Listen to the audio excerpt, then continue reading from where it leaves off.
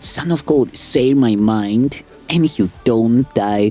This is the Season 3, the episode 615 in the series, How to Manifest Immortality. And the name of today's teaching is The Irreconcilable Beliefs. The memory of God comes to the quiet mind.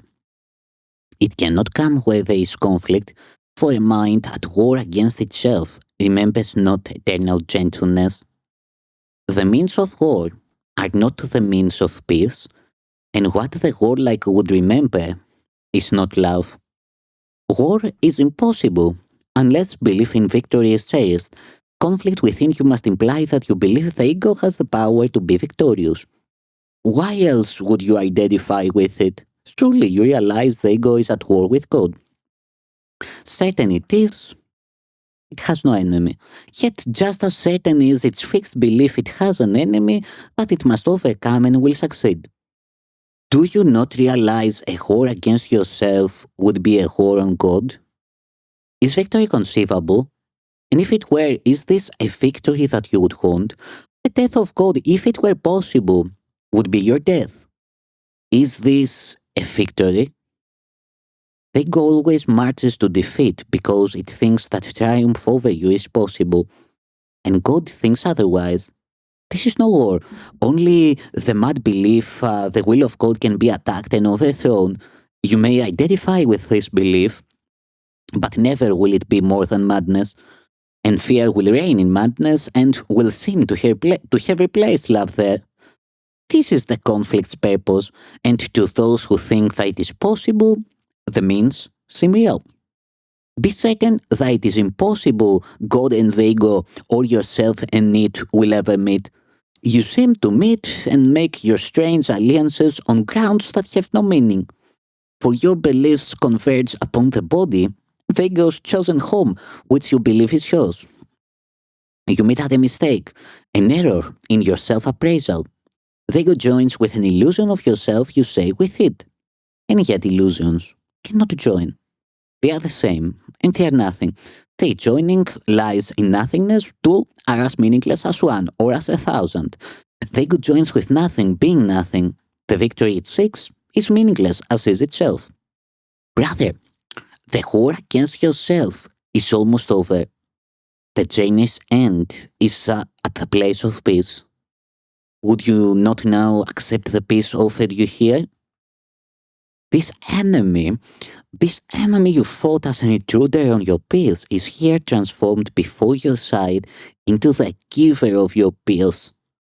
Your enemy was God himself, to whom all conflict, triumph, and attack of any kind is all unknown. He loves you perfectly, completely, and eternally. The Son of God at war with his Creator is a condition as ridiculous as nature roaring at the wind in anger, proclaiming it is part of itself no more. Could nature possibly establish this and make it true? Nor is it up to you to say what shall be part of you and what is kept apart. The war against yourself was undertaken to teach the Son of God that he is not himself and not his Father's Son. For this, the memory of his Father must be forgotten. It is forgotten in the body's life, and if you think you are a body, you will believe you have forgotten it. Yet truth can never be forgotten by itself, and you have not forgotten what you are. Only a strange illusion of yourself, a wish to triumph over what you are, remembers not. The war against yourself is but the battle of two illusions, struggling to make them different from each other in the belief that the one that conquers will be true. There is no conflict between them and the truth, nor are they different from each other. Both are not true, and so it matters not what form they take. What made them is insane, and they remain part of what made them. Madness holds out no menace to reality and has no influence upon it. Illusions cannot triumph over truth, nor can they threaten it in any way, and the reality that they deny is not a part of them. What you remember is a part of you, for you must be as God created you. Truth does not fight against illusions, nor do illusions fight against the truth. Illusions battle only with themselves. Being fragmented, they fragment. But truth is indivisible and far beyond their little reach. You will remember what you know when you have learned you cannot be in conflict. One illusion about yourself can battle with another, yet the war of two illusions is a state where nothing happens. There is no victor and there is no victory, and truth stands radiant apart from conflict, untouched and quiet in the peace of God. Conflict must be between two forces. It cannot exist between one power and nothingness. There is nothing you could attack that is not part of you, and by attacking it, you make two illusions of yourself in conflict with each other. And this occurs whenever you look on anything that God created with anything but love. Conflict is fearful, for it is the birth of fear. Yet, what is born of nothing cannot win reality through battle. Why would you fill your world with conflicts with yourself? Let all this madness be undone for you, and turn in peace to the remembrance of God still shining in your quiet mind. See how the conflict of illusions disappears when it is brought to truth.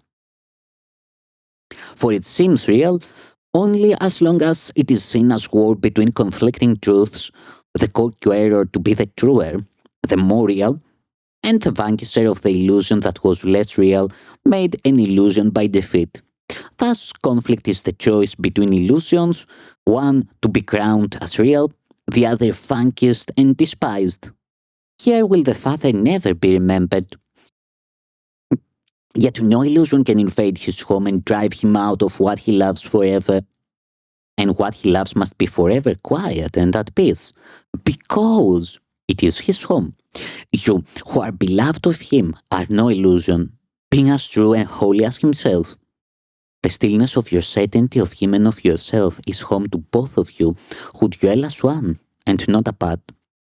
Open the door of his most holy home and let forgiveness sweep away all trace of the belief in sin that keeps God homeless and his Son with him. You are not a stranger in the house of God. Welcome your brother to the home where God has set him in serenity and peace, and dwells with him. Illusions have no place where love abides, protecting you from everything that is not true. You dwell in peace, as limitless as its creator, and everything is given those who would remember him.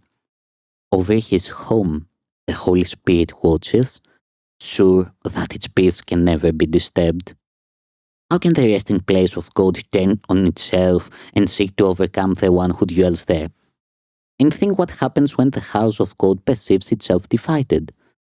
The altar disappears. The light grows dim, the temple of the Holy One becomes a house of sin. And nothing is remembered except illusions. Illusions can conflict because their forms are different, and they do battle only to establish which form is true. Illusion meets illusion. Truth itself. The meeting of illusions leads to war. Peace, looking on itself, extends itself. War is the condition in which fear is born and grows and seeks to dominate. Peace is the state where love abides and seeks to share itself. Conflict and peace are opposites. Where one abides, the other cannot be. Where either goes, the other disappears. So is the memory of God obscured in minds that have become illusion's battleground. Yet far beyond this senseless war it shines, ready to be remembered when you side with peace.